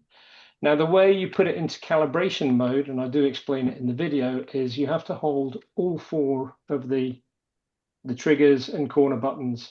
And this is now max speed. So never drive your droid like this, because if you do, that's the speed that it's going to shoot off at. That's going to be Doug's favorite. Oops, sorry. That's what we got. The Doug test. Yeah, that's speed record at DBUK material. Yeah, we may need to put some sandbags in the bottom of it though to hold it on the ground. And then that's as soon as you take your fingers off the triggers, it's back to normal speed. And it's not going to impact if you've got the buttons pressed for different switch combinations, etc. It's literally only if you have all 4 of them pressed. So all 4 buttons gives you ludicrous speed. Yep, Absolutely. absolutely. And that's just for calibration. As Trevor said, it needs to know what is your absolute maximum and minimum, and where is your dead zone. Is it, So that when wasn't you're on the original programming- Padawan, that, Steve? That's something that's been introduced. That's something that I've just introduced. Yeah. Okay. And the only reason it's been done is because to calibrate the actual speed controllers, you do have to put it into flat out 127 for the speed controller to realize that's what its maximum possible value is. I didn't want people doing that in the code. I wanted them to do that with an action, because if you do it in the code, there's a chance someone's going to forget to swap it back down to 50. Yeah, I will 100% do that.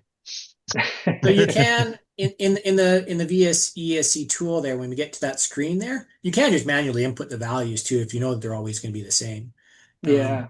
So you could get away without the calibration, but the calibration would definitely help ensure that the real life values are correct. Or, your center is center and your highs and lows are what they are. Again, it's down to the Xbox 360 controllers, because they're not very well centered. The throw forward isn't necessarily the same as the throw back, and everyone's is different. Yeah, every single one of them is different. The only risk is if you give your controller to somebody you don't know and they just press those 4 buttons. And just grab it. Give it the death grip. We did try to make it somewhat difficult to do. Yeah. But quite obvious to a 3-year-old child who'll just go bump. yeah. So if you hold up by a controller to a 3-year-old child, you deserve it. I don't mean to backtrack you too much. I apologize. I had something distracting me. But for the calibration with all 4 buttons, are we supposed to lift the droid to allow the absolutely. Yeah. The same as Trevor was doing. You do not have your wheels on the ground, because. So every time we power it on. No. This is a one-time calibration while you're programming the ESC. Okay. So once the ESC is programmed, you'll disconnect it. You'll go and connect it to your droid, or you'll lift your droid back up on its legs. Once you've got that USB cable disconnected from your ESC, you're not going to be programming it again. You're good to go. Yeah. Is it possible to disable that feature once you've done the calibration? I couldn't think of a way. You'd have to upload a different sketch to your to your 360 controller. I mean, honestly, I wouldn't, in the real world, I wouldn't worry about it. You're going to do it once and then just forget about the fact that you've got those 4 buttons that do anything as a combo. Yeah. I mean, if anyone's got any suggestions of how to temporarily set it so that you press it once and then it never works again, I'm all ears, but I couldn't think of a way. Can you add a condition to wherever you set it that requires that it's in whatever the mode is before you engage the drives? Yeah. So when you're in drive mode, you're not allowed to press those 4 buttons. So you have to be in drive speed 3 in order to have the 4 buttons active. Right. You just I suppose you could do that. Move that slot of code into that particular section where it says if we're in drive speed 3, then I guess drive 3 speed's quite well for me personally. It's quite unusual. And I don't often. I'll run in 1 or 2. I won't run in 3. I usually just use drive speed 3 if I'm moving from one area of a con to another. And, so if you did the calibration only available in drive speed 3, then it would limit it.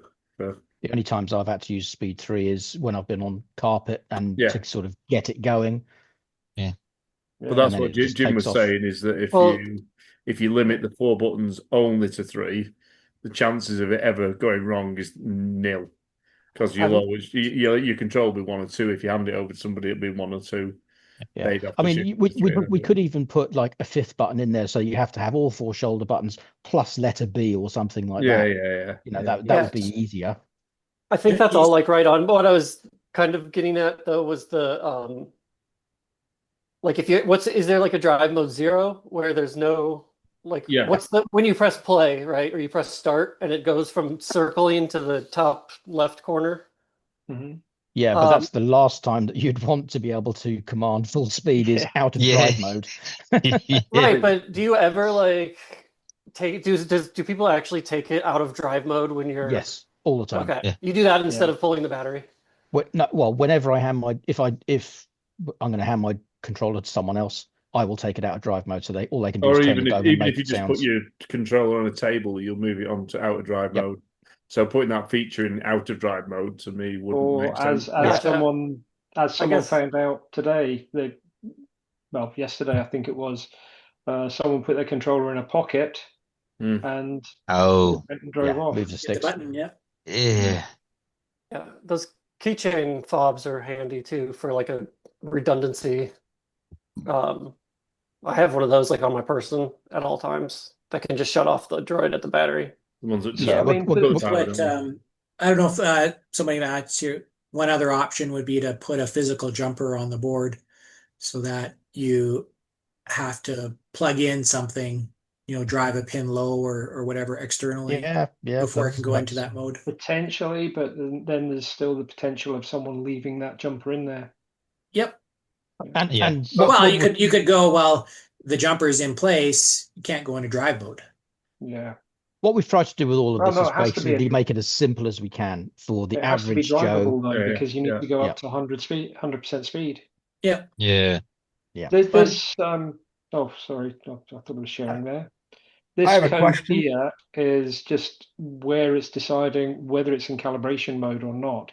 So what I've just said is all 4 buttons need to be pressed. So I could quite easily just add in an additional, and it has to be in drive mode 3 before. Yeah, I think that would be a huge, easy, quick win. You just need to put the Nintendo cheat code in, up, up, down, down, left, right, A, B, W, left, right. We'll never be able to calibrate it then, though. Yeah. Yeah. Konami code. That's great. Yeah, it does just mean the drive mode 3 should be good enough. Video, but I will do that. I must admit, I did expect at some point to have to change my video because I literally finished it about an hour and a half before this call started. So bit frantic. So I'll put in that it has to be in speed mode 3 as well, and just add that note into the video. It'll be a different link, Steve, but we can get that changed in the GitHub. I'll leave the old one there as well, but potentially people will ask, why is it? One quick question about the sound. Did you disable the sound on it altogether, or is that code still in there? What? No, the sound's still in there and everything. It's just, you mentioned you took the MP3 trigger out or something. You mentioned that earlier. No. What that is we've checked this particular sketch supports a different kind of sound card. Oh, okay. Which sound card was it? The DYSV5W, which is in the name of the file. Oh, okay. Yeah. No worries. Brilliant. It's a sound like board that $3 Steve has sound discussed a couple of times on Drinks and Droids in the past. I changed it to DF player at one point. That's easy enough to change. It's smaller and cheaper than the MP3 trigger and easier to get. Yeah, they're impossible to get. Mine took 6 months. Yeah. Well, or you should just update it for the vocalizer. Yeah. These ones, you just get them off AliExpress. Oh, yeah. I've got the MP3 triggers. I can change the code. That's easy enough. I set it up for the DF player at one point. It's simple, change libraries and a few lines of code, the names of it.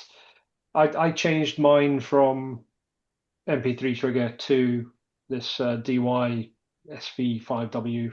God, I wish they made it a better name. Basically the DF player. It was about 5 lines of code. That was it. There's nothing much to it. Cool. For those of us that aren't real familiar with that, would it be an easy way to show how to change it back since I have the MP3 trigger? Basically, you got to just change the libraries to the MP3. If you get the original code, you can just put 2 pages up side by side and just copy it across. Okay.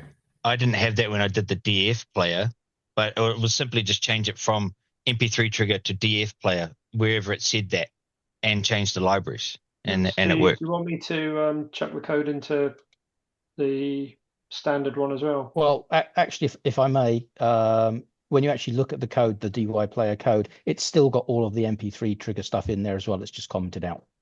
Oh, okay. Okay. So all you have Thank to you, do is Steve. change the comments over. Thank you.